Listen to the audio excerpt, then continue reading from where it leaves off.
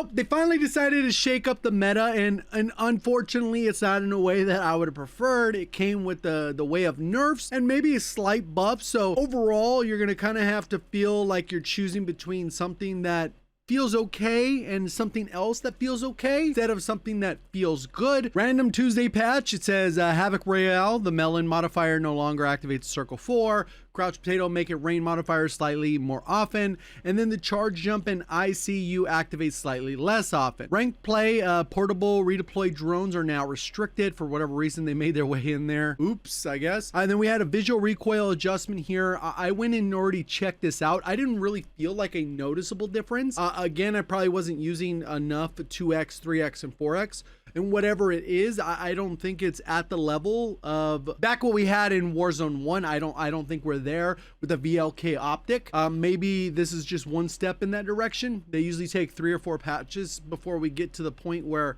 it's like the ideal situation. But we'll see if we get there. And then reduced optic strafing movement on MW2, MW3 weapons. And then for the original change for the 2x, 3x, 4, we want to improve the overall usability of optics, especially at long range encounters. Our goal is to make it easier to track and stay on target when engaging at longer ranges. I don't know if they've accomplished that yet. We get a buff to the Ames. It gets a higher headshot multiplier, a little bit more range.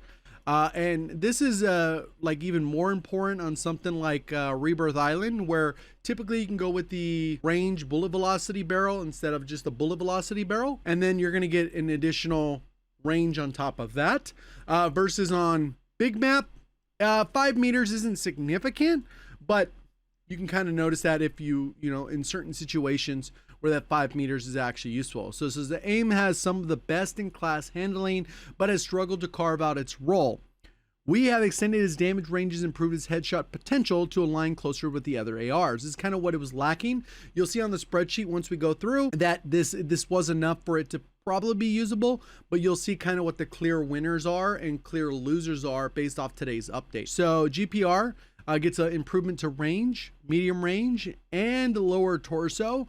Multiplier gets improved, which doesn't seem like enough, but it ends up being enough to modify the shot placement. And then this pushes this to probably being the #1 sniper support, right? It says GPR is a good sniper support option, but it's punishing lower torso penalty held it back. We have increased the lower torso and pushed out the damage ranges to be competitive. So at least the thought process is working really well for the GPR. The kilo, they increased the bullet velocity. I'm glad they did that. I think a lot of the guns just need to have that higher bullet velocity.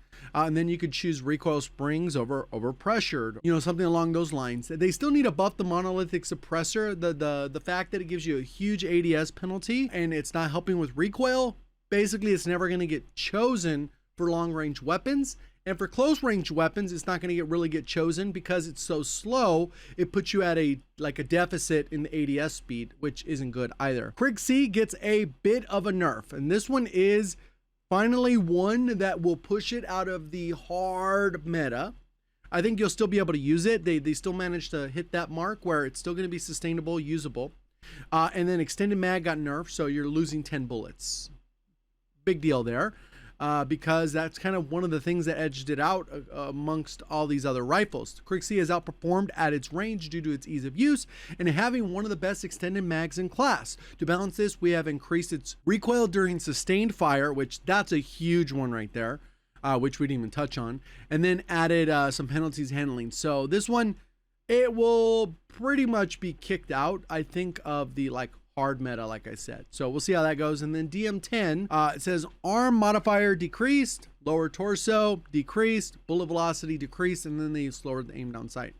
This thing ended up getting pretty dominant. It was good for a while. We all knew about that 50 meter-ish damage drop off that we talked about for the past few months. And most people didn't really start using it until a lot of the competitive side of Warzone started picking up, and people just picked that up for rank because typically it's a higher skilled weapon.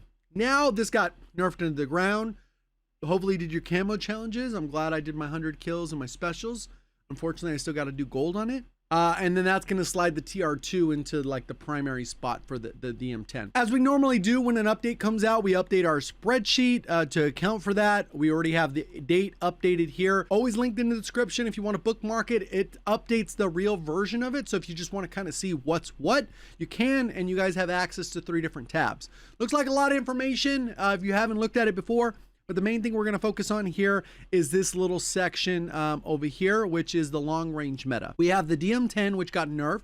I kept these sorted by this section here, which is the 40-meter range, which is the vast majority of your engagements. There are guns where you want to push it further, and there's somewhere maybe you're going to consider sniper support. That's in the bottom section. But we can see what got adjusted. We got the Krig, which still pretty solid up close, and you can see it gets significantly weaker.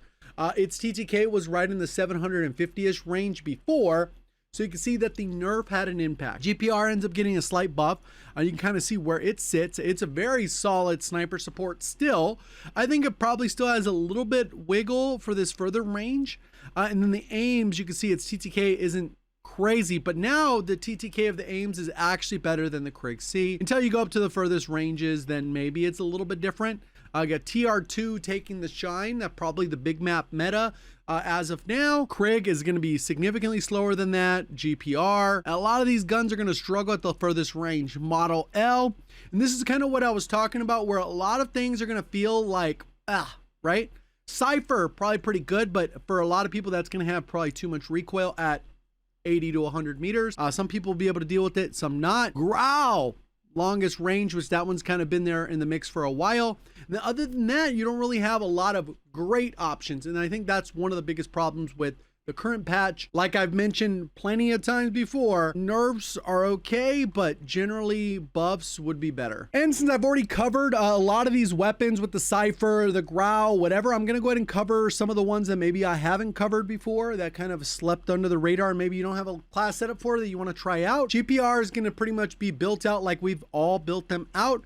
Gain Twist is probably for big map, and then Reinforced will probably be for Rebirth Island. You can see that when you go from the Gain Twist, specifically in this area where it's 38 meters and 49 meters, Reinforced is going to bump you up, so you're essentially doubling that. So for Rebirth, you probably go Reinforced, and then for big map, you go with the first option. So the GPR, you can kind of see, overall, it's a pretty straight shooter. It kills relatively quick. Like you can see, even on that first dummy, the TTK was that 600 that we kind of talked about. So it's very good. Reload's kind of slow in my opinion. It's going to be very good at that range. Then when you get a little bit further, the TTK is a little bit slower. 1.3 TTK. Obviously, I could probably be a little bit more accurate, but 600 millisecond TTK up to there is actually kind of crazy. So overall, that one's probably going to be like the main Rebirth go-to. And then a couple others that I haven't really covered are the Ames. Like I said, it still is missing some of the pieces. You will still follow the same logic on the recoil there and kind of go that route. Pretty much a laser, and within about 50 meters, it's pretty good now. After that, though, it kills kind of slow still. Even if you could hit that target without missing, it's still not the greatest TTK. But within the 50-ish, they've seemed to have solved that part. And then last but not least, we have the TR2, which we actually covered on the second channel. We've been posting gameplays over there, just kind of showcasing different weapons and casual, just chilling, vibing, talking. And pretty standard build. This one can benefit from the 8 attachments. It does have insane bullet velocity. You can see above my camera, 1377.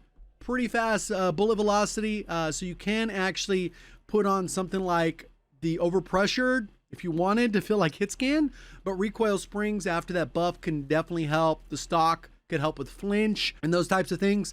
And then you don't need to use reinforce at all, because regardless of what the damage range says here, it doesn't have any damage fall off. So you might as well just go bullet velocity and bullet velocity all the way. And then you got the TR2. So overall, I am less excited about this meta, sadly, but at least we're not using the Krig every day, right? Like the Krig is done, and we'll see kind of what happens. I think we'll see more of those other guns come out, especially on smaller map. But because the TR2's TTK is 750 at infinite range, even at that target down there, people will use that. You can see how easy that was to use. and I wasn't fully spamming the trigger. So let me know what you guys' thoughts are in the comments. See you on the next one. Thank you for watching as always. Have a great day.